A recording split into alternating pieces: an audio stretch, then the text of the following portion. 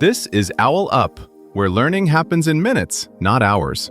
For a deeper journey, explore all our courses at owlup.co. Now, let's dive in.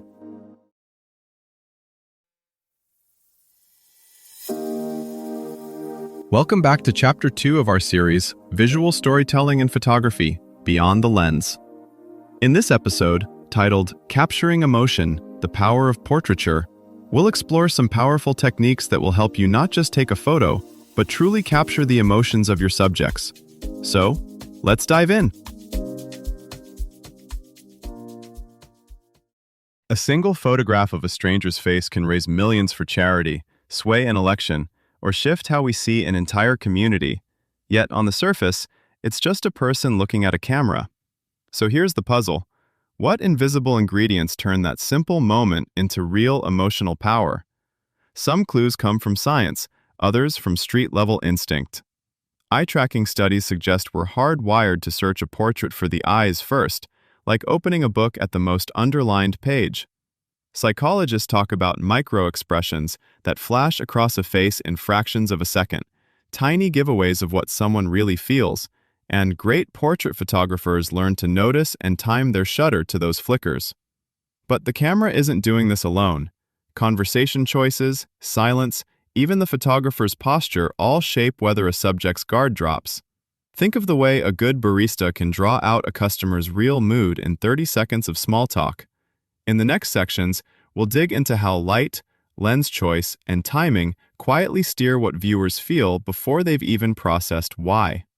Beyond those split-second expressions, an emotive portrait grows from everything that happens before and after the click. The room you choose, the music, or quiet in the background, whether you're shooting in a cramped hallway or an open field, all of it leaks into the subject's body language. Clothing and props matter too, not as costumes, but as extensions of a story. A battered notebook, paint-stained hands, a favorite jacket that only comes out on meaningful days. Think of these choices less as decoration and more as context, like the paragraph surrounding a single charged sentence in a novel. In practice, the emotional weight of a portrait often comes down to what happens in the in-between moments, after the pose breaks, before the next one is set. Many photographers quietly watch those seconds like a musician listening for the pause between notes. That's when people exhale, adjust their collar, roll their eyes, or laugh at themselves. Those tiny self-corrections can reveal more honesty than anything you could direct. Direction, then, works best as a conversation rather than a script. Instead of tilt your head, look serious, you might say, tell me about the last time you felt completely out of your depth, and stay ready. You're not trying to mine trauma, you're giving the person something real to respond to. Their face will often shift 3 or 4 times as they search for an answer. Any one of those transitions might be the portrait. Psychological safety is the real expensive gear in this genre. People sense whether they're being seen or inspected. Simple habits help. Sharing a bit of your own vulnerability, showing them the back of the camera, and asking what feels like them, letting them veto anything they hate. When subjects feel some control, they're more willing to step into emotionally exposed territory. Space also shapes expression. A crowded street corner invites a different self than a quiet doorway 2 blocks away. Some photographers walk with their subject before shooting, using the movement as a pressure valve. By the time they stop and raise the camera, the first date awkwardness has softened into something closer to how the person stands when nobody is watching. Even technically perfect frames can fall flat if they contradict who the person is. A shy client forced into a bold, confrontational stare will usually look like they're wearing someone else's face. You're aiming for alignment, the story they tell you, the way they hold themselves, and the way you choose to frame and light them should all be pulling in roughly the same emotional direction. Your own state seeps into the work too. Rushed, tense photographers tend to make rushed, tense portraits. Some quietly build a pre-shoot ritual, checking settings, choosing music, a few breaths, to arrive calm enough that the person in front of them can relax into that atmosphere. Think about 3 very different sessions. First, a CEO in a glass office, phone buzzing every 30 seconds. The portraits that work don't fight that energy, they lean in. You might have her stand at the window between calls, city reflected in the glass, catching the split second when her public face drops, and she's just a tired strategist plotting the next move. Next, a teenager in their bedroom. Posters, plants, half-finished art everywhere. Here, you don't tidy the chaos, you edit it. Shift a lamp, open the curtains, and frame them on the floor among sketchbooks so their world feels like it's quietly rising around them.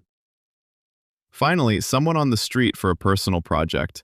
Maybe you've spoken for 3 minutes. Instead of a quick snap, walk with them to where they were headed. Ask where they feel most themselves on this block. Stairwell? Corner shop doorway? Let them choose. That small decision often changes their posture more than any pose you could direct. Deepfakes and AI portraits will only amplify a long-standing question. How much does a portrait owe the truth? Soon, cameras may auto-tune faces to match a detected mood, while algorithms flag which frames will trigger the most clicks or donations. That raises awkward choices.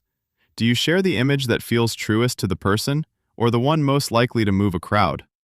Like editing a diary for publication, portraiture will demand clearer lines between private honesty, public narrative, and outright fiction. In the end, the most resonant portraits feel less like trophies and more like postcards from an encounter. They hint at who stood behind the camera as much as who stood in front of it. As you keep shooting, treat each session as unfinished research, a chance to test how small shifts in trust, place, and story might reveal a slightly truer version of a face. Before next week, ask yourself, 1. The next time you photograph someone, what's one emotion you genuinely want to reveal about them? Curiosity, pride, vulnerability, quiet joy. And how will you guide your questions or conversation before shooting to bring that specific feeling to the surface? 2. When you look at your recent portraits, which images actually make you feel something? And what was different about how you connected with that person? Location, lighting, timing, or the kind of story you asked them to share? 3. If you scheduled a 15-minute emotion-first mini portrait session this week with a friend or family member, how would you set it up? From where you place them, to what you ask them to remember or talk about, to let their real, unpolished expression show up in front of your lens. This was OwlUp, your daily step forward. To keep learning with structured courses and more insights, go to owlup.co. Until tomorrow!